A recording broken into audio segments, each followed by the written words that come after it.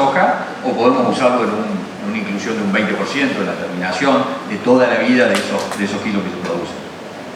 Pero bueno, a lo que voy es eso. Nosotros tenemos una especie que tiene sus limitaciones productivas comparada con estas. No podemos tener vacas que paran 4 terneros al año, sabemos que no va a funcionar. Entonces tenemos que ser muy eficientes y trabajar mucho en no tener vacas turistas en el campo, en mejorar los porcentajes de preñez, en mejorar los pesos al destete, en mejorar las ganancias de peso y sobre todo en tener curvas de crecimiento donde podamos sacar el animal gordo para faena lo antes posible.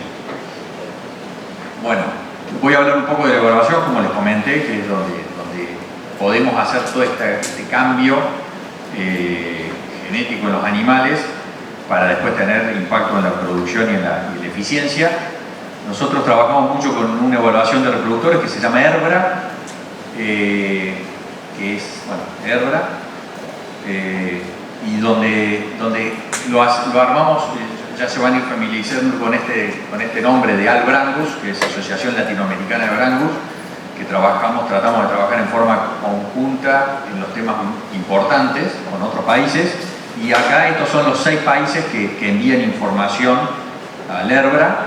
Por supuesto, la mayor cantidad de animales son argentinos, pero tenemos muchos animales de Paraguay, tenemos algunas cabañas de Brasil que envían información, de Bolivia, Colombia, y Uruguay está entrando muy fuerte, no solo en el Brangus, sino en el aporte de información. Eso le da mucha importancia también a la información objetiva de edad. Bueno, voy rápido con esto. Estos son algunos hitos de la evaluación. Arrancó en el 88 con individuos con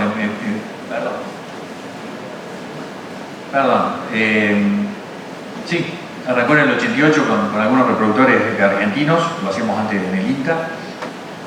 En el 97 se incorporaron los primeros datos de Colombia, 2001 ya ingresan datos de Bolivia, 2002 comenzamos con datos de Uruguay.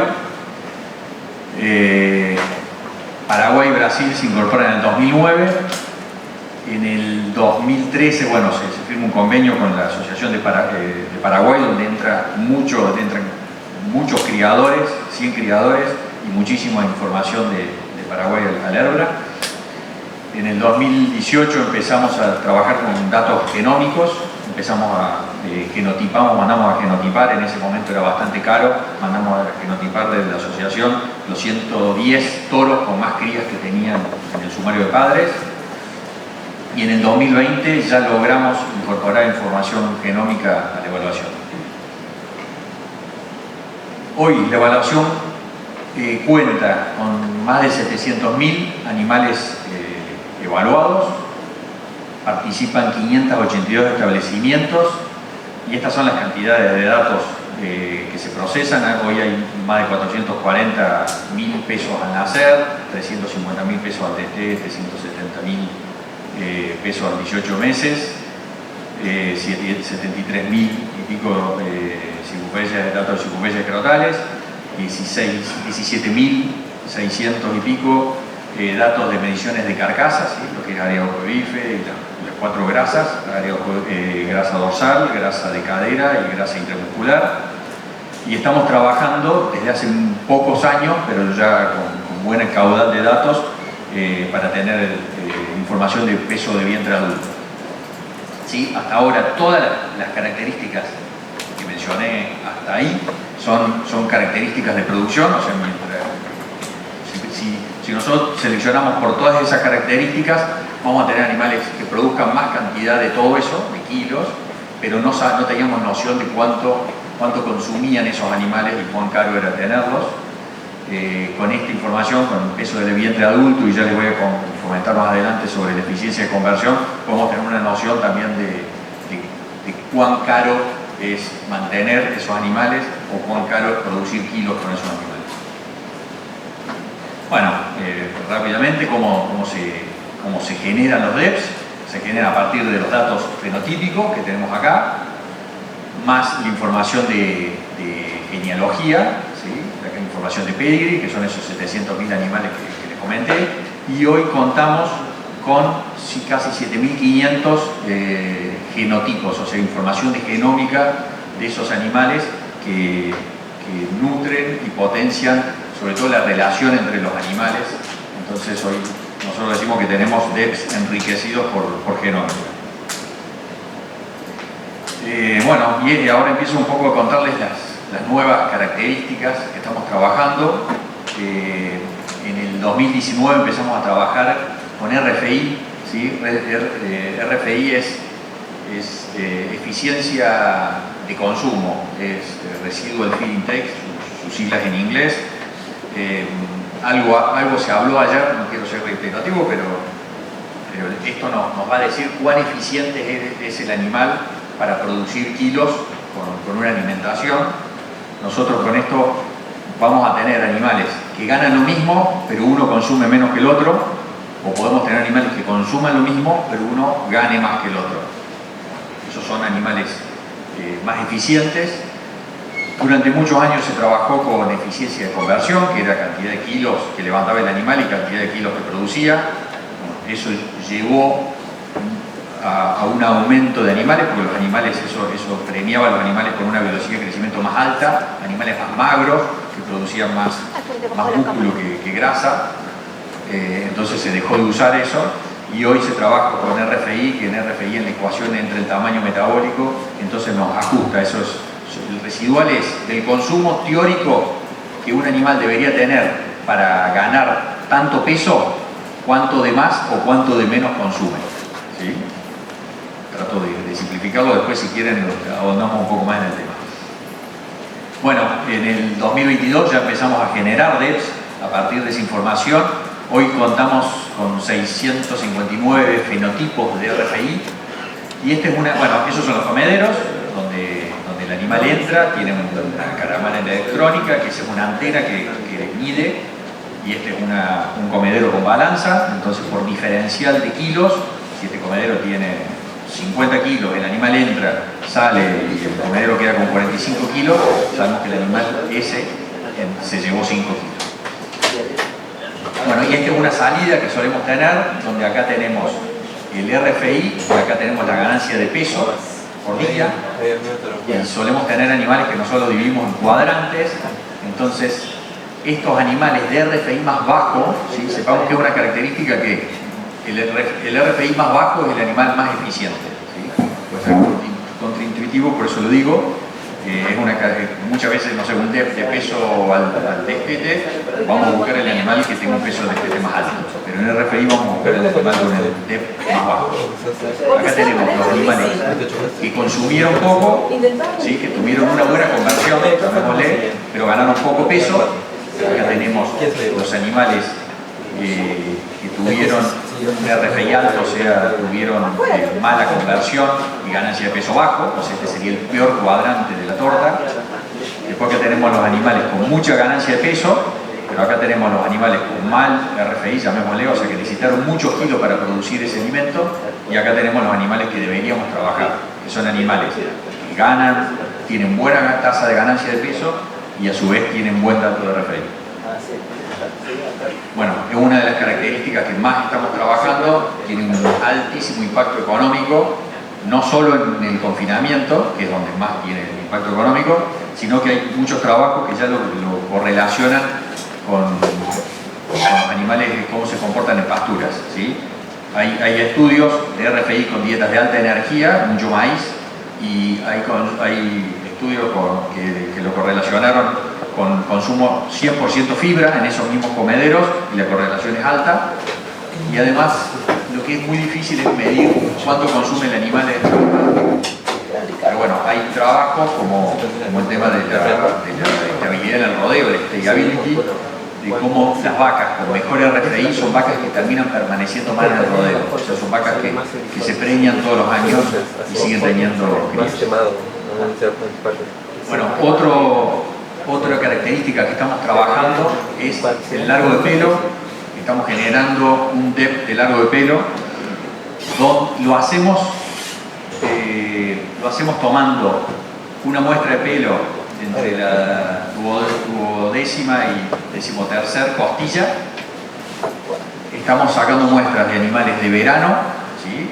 Muestra de pelo que van del 15 de diciembre al 15 de febrero, y muestra de pelo de animales de invierno, que lo hacemos el 15 de junio y el 15 de agosto.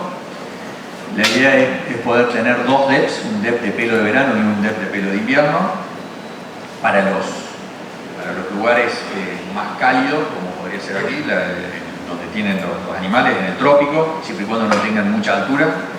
Creo que el dato importante a ver es el pelo de verano. Nosotros necesitamos animales de pelo corto. Ese pelo corto no solo es un tema, bueno, estético, por supuesto, que no, sino que está muy correlacionado con la posibilidad de disipar temperatura de ese animal. El pelo largo hace como una capa de aire, un pullover que tenemos, entonces a ese animal le cuesta mucho más disipar la temperatura.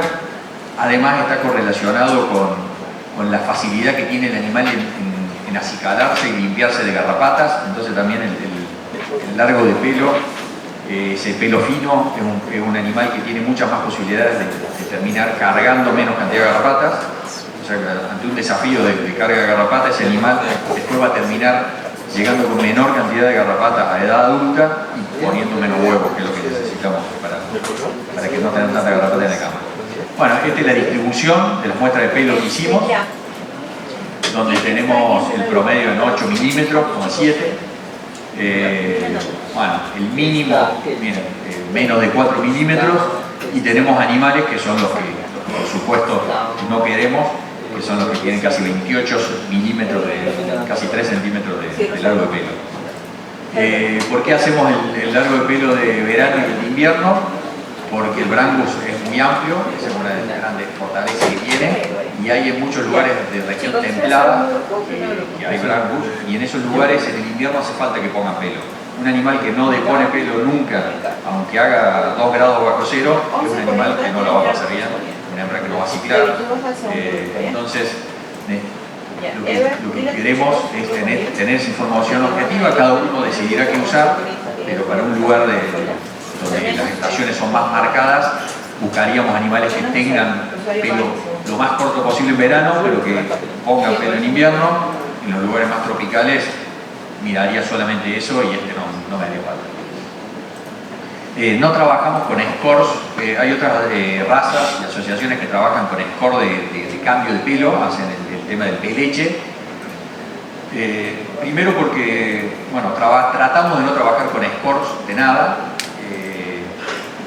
Es difícil, ahí entra la subjetividad del que está puntuándolo, y la verdad que no hemos visto mucho progreso genético de ninguna característica que se tome por score, sino por medidas objetivas.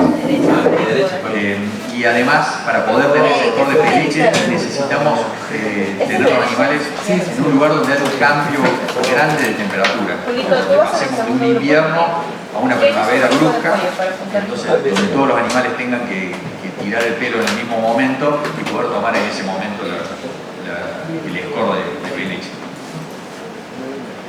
Bien, otra característica que estamos trabajando para incorporar en la evaluación es esto: estamos midiendo carga de garrapata en los animales. En el 2022 hicimos una gira por todos los campos que estaban interesados, haciendo capacitación de cómo medir, y ahora en la primavera anterior se midió en un solo campo, y ahora se está midiendo en 8 establecimientos, carga de garrapata en los animales. Se va a medir 4 veces al año. Vamos a tener 1200 al terminar este ciclo, que si no me equivoco debería estar terminado. Son 1200 fenotipos para evaluar. Y lo que sí hemos visto es esto, de que hay pocos animales que cargan mucha garrapata, y tenemos muchos animales en la raza que cargan poca garrapata. Entonces nosotros tenemos que poder identificar estos animales para tratar de sacarlos de nuestro sistema, que son los animales que, bueno, la van a pasar peor, y sobre todo nos van a infectar más el campo de garrapata. Nosotros, asumiendo que todos los animales tienen el mismo desafío para cargar la garrapata, van todos caminando y hay una planta de braquiaria llena de larvas de garrapata, un animal se agacha a comer y se le cargan 200 garrapatas. Estos animales, por su por su tipo de pelo, por sus hábitos de acicalamiento, por características que todavía no sabemos cuáles son, algunas sustancias que secretan sus glándulas. Estos animales van a terminar con pocas teleoginas, o sea, con pocas garrapatas grandes, que son las que ponen huevos. Entonces un animal se le suben 200 larvas y quizá termina tirando 15 garrapatas llenas de huevo al campo. Habrá animales que son muy hábiles y que quizá no tiran ninguna, que son los que tenemos que empezar a identificar.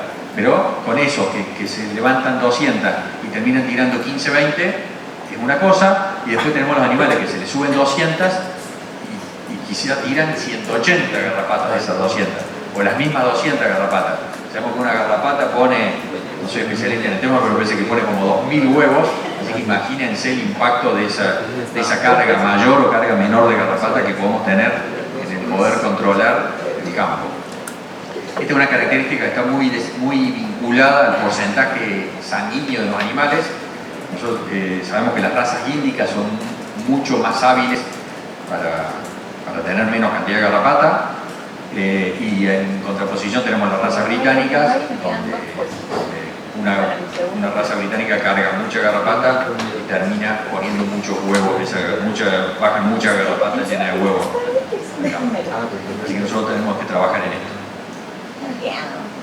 Bueno, contarles un poco cómo viene la evolución de productos evaluados, la cantidad de datos ecográficos, la cantidad de perfiles genómicos. Miren, arrancamos hace muy poco, en 5 años ya estamos con 7.500 tipos. Contarle un poco las otras cosas que hacemos desde la asociación, sobre todo del área técnica. Se edita todos los años, sale un sumario de padres. Este es el número 29, o sea, hace 29 años que vienen saliendo los sumarios de padres, donde podemos encontrar acá, cada uno de esos es un individuo, un toro, donde tenemos la información, bueno, el genoma, esta liñita acá quiere decir si el animal está genotipado o no está genotipado, los datos del animal y después el DEP para las 12 características que medimos. Bueno, hacemos encuentros, bueno, también se hacen encuentros semanales, virtuales con todos los criadores, donde la gente de registro y técnica hace un poco de trabajo de extensión. Se hacen los workshops virtuales sobre el programa Herbra, muchas veces con las nuevas características lo tratamos de hacer, y si no, para cada vez que sale un sumario, hacemos una presentación de sumario, donde contamos las novedades y aprovechamos para evacuar dudas de los criadores. Acá vemos, esto la saqué de uno de esos workshops donde tenemos se llama tabla de percentiles. Yo hablo como si todos supieran lo que es un DEP, ¿no? Si hay alguno que quiera ahondar más en el tema, después me avisa y lo podemos hacer, o le puedo pasar link de algún workshop de esto, de alguna charla un poco más básica, donde se explica bien qué es un DEP, qué es la diferencia esperada heterogénea, cómo se trabaja, cómo se genera y cómo usarlo. Bueno, y los días de campo, que son tan importantes, donde nos reunimos con los criadores, tratamos de hacer 3 días de campo al año en las distintas regiones del país, donde también contamos las novedades del área técnica y aprovechamos para tener contacto con los criadores. Bueno, para ir cerrando, no sé si fui muy rápido, tengo ese problema cuando me pongo a hablar, hablo demasiado y rápido, pero contarles un poco los agentes de cambio. O sea, si nosotros tenemos un rodeo, el que sea, que tiene las características que tiene, ¿cómo podemos hacer para cambiarlo ese rodeo? Una forma es con el toro, ¿sí? Tanto por inseminación artificial como el toro que decidimos meter en ese rodeo. Y en esto abro un paréntesis. Muchas veces se habla de yo meto genética, yo hago genética, mi rodeo tiene este rodeo tiene más genética que el otro. ¿Qué es la genética? Todos los animales, todos los bovinos del mundo tienen la misma cantidad de genes, o sea, todos tienen genética. El tema es qué genes metemos en nuestro rodeo. Y para eso es importante lo que les comenté antes. O sea, no el campo que insemina hace más tiempo es un campo que tiene más genética que el otro campo que no insemina. Quizá tomó decisiones desacertadas y terminó metiendo genética que no se condice con el ambiente que tiene y termina teniendo un peor rodeo. ¿Sí? Entonces, bueno, cuando estemos dispuestos a incorporar genética a nuestro rodeo, nos tomemos un tiempo, lo analicemos, nos asesoremos y metamos genética que tenga impacto productivo, que nos mejore la rentabilidad de nuestro campo, de nuestro negocio, y no es inseminar por inseminar o comprar toro por comprar toro. ¿Cuál es el impacto? Nosotros, el primer año que metemos esta genética, el 50% sabemos que lo aporta el toro, el otro 50% la vaca. O sea, de la primera generación, la mitad ya va a ser de la última decisión de incorporación de genética que hayamos hecho. En la segunda generación, ya el 75% es responsabilidad de los toros que decidimos meter en nuestro rodeo, semen o toros. Y en 3 generaciones, prácticamente el 90%. ¿Sí? O sea, muchas veces todos hablamos de la importancia de las vacas que tiene uno u otro campo. Y por supuesto, es lo más importante que tiene. Pero las vacas son producto de las decisiones que tomamos en las últimas 3 generaciones. El 90% el responsable es el macho que metimos al rodeo. Y el otro agente de cambio que tenemos es la selección de reposición, ¿sí? La selección de las hembras. Si nosotros no tomamos buenas decisiones de qué hembra se va a quedar en nuestro campo y qué hembra se va a ir cuando tenemos que reponer, también estamos conspirando beneficiosa o perjudicialmente para nuestro rodeo. Nosotros, de nada nos sirve meter los mejores toros y después terminamos vendiendo para el engordador nuestras hembras que metieron más kilos y nos terminamos quedando con las hembras de menos kilos, con las hembras más adaptadas, menos adaptadas. Así que bueno, el otro punto muy importante es seleccionar bien las hembras que mejor se adaptan a nuestro sistema productivo y quedarnos con esas hembras, que no sean las que vendamos. Y bueno, para ir terminando, dentro de una raza, esta es una frase que robé, pero me parece buena siempre para terminar, que dentro de una raza no existe el toro ideal, sino que la riqueza de la misma está en la variabilidad genética, la cual nos permite ofrecer reproductores adecuados para los diversos sistemas productivos. Y esto es lo que cada uno de ustedes en su establecimiento tiene que hacer, que es el trabajar con el biotipo. Acá yo puse tamaño, pero podría ser tamaño, acá habla de tamaño animal. Podría ser tamaño, podría ser biotipo, porcentaje sanguíneo de cebú y angus. Bueno, eso tiene que andar de acorde al sistema productivo que tenemos. ¿Y qué es lo primero que nos pasa factura si estamos equivocados? Deficiencia reproductiva. Si nosotros no logramos preñar arriba del 80% de nuestros vientres, es porque o el tamaño o la cantidad de sangre cebuina o sangre angus que tenemos no es la indicada, o los animales no se están adaptando por algún motivo. Y lo otro, para no descuidar, es el mercado, ¿sí? Nosotros tenemos que tener esto bien en armonía para que todo funcione. Nosotros necesitamos tener la hembra, que nuestro sistema soporte para que se preñe bien y que sea lo que el mercado está buscando. En esto de sistema productivo y mercado muchas veces tenemos disyuntivas. Tenemos el criador, que necesita una vaca que se adapte bien a su sistema, que sea una vaca que consume la menor cantidad de pasto posible, que sea blanda de engordarse, o sea que sea una hembra que en el campo ande bien. Y después el que está en el corral, ¿qué va a comprar? El animal más grande, el animal que más kilos mete, que muchas veces no están en sintonía. Muchas veces ese animal que necesita el confinamiento del engordador no es de la misma genética que necesita el criador, que necesita una vaca quizá que no sea tan pesada. Entonces bueno, ahí está el poder tener esto en sintonía. Y yo, si puedo dar alguna opinión personal, tratemos, o sea, traten, porque se están metiendo en la cría y en hacer brangus o tienen un pie de cría cebuino, siempre tratar de mirar un poco más la vaca que el producto final. Vean todo, ¿sí? Tratemos de ver todo, tratemos de ver. El brangus es una raza donde tratamos de pedirle todo. La verdad que es una raza bastante noble, porque es una raza maternal, hereda mucho lo del Angus, y una raza que se comparte muy bien en pastoreo, buena calidad de ubre, buena crianza de los terneros, y es una raza bastante plástica después cuando tenemos que engordar los animales.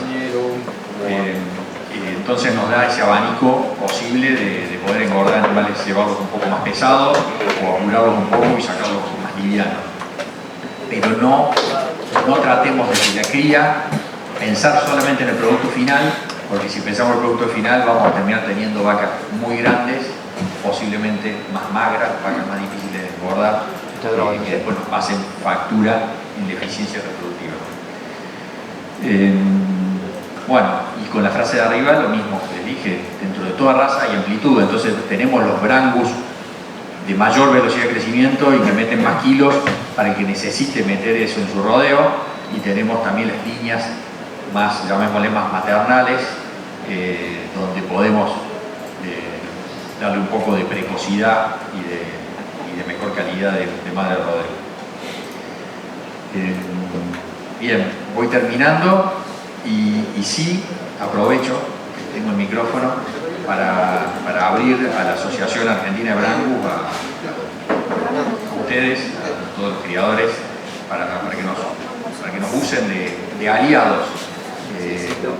Lo que tenemos para compartir, si ustedes están nuevos armando la asociación, si necesitan ver, no sé, los estatutos de la asociación, el plan de crianza, el sistema de registro que tenemos, lo hemos hecho con alguna otra asociación de la región, que empezó más tarde que la Brangus, así que bueno, todo lo poco o lo mucho de conocimiento y de trayectoria que tenemos, aprovechenlo, después verán ustedes qué les puede servir y qué tienen que desechar, pero estamos a disposición. Gracias.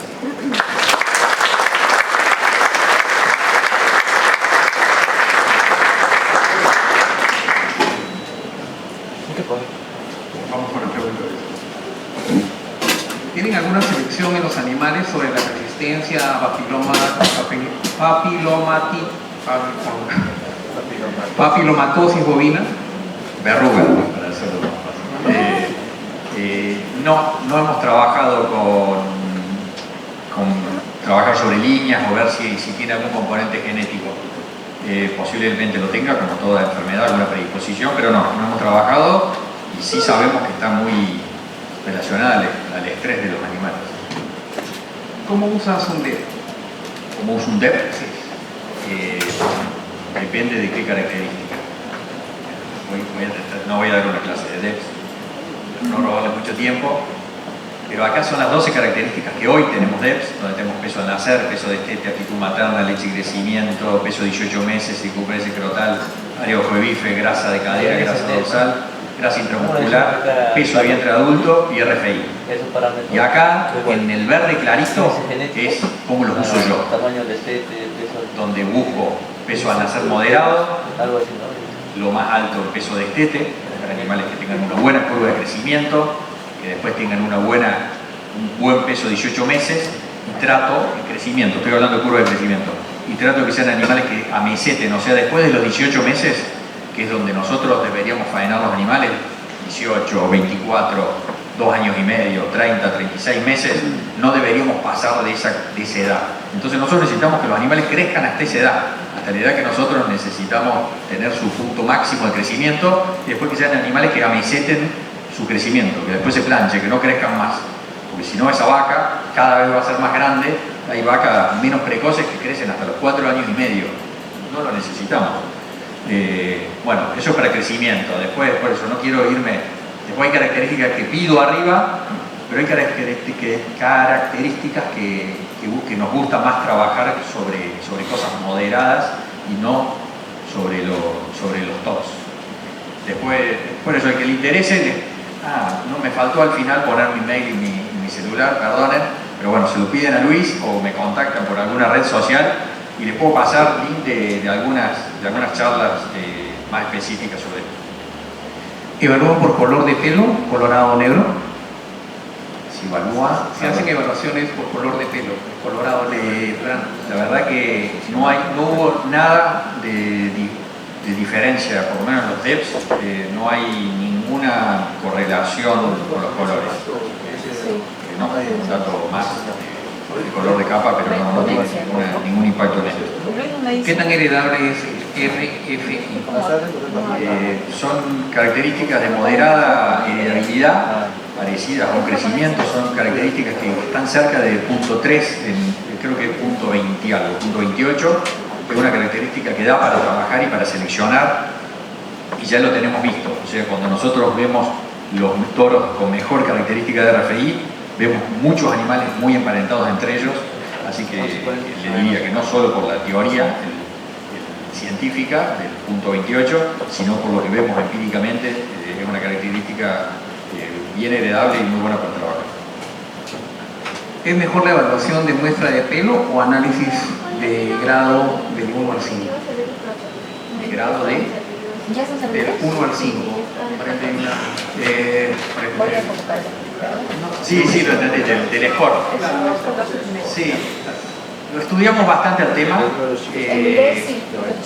Nuestro referente técnico no le gustan los scores en general. ¿Sí? Él dice que lo primero, que tenés la subjetividad del evaluador. Necesitamos poner características. Y después lo otro, también repito palabras de un referente nuestro en el área genética, que nos cuenta de que no hay prácticamente el progreso genético demostrado en ninguna característica medida por score. Eso por un lado. Y después lo otro, que nosotros tenemos regiones en Argentina donde no tenemos mucha amplitud térmica. Tenemos regiones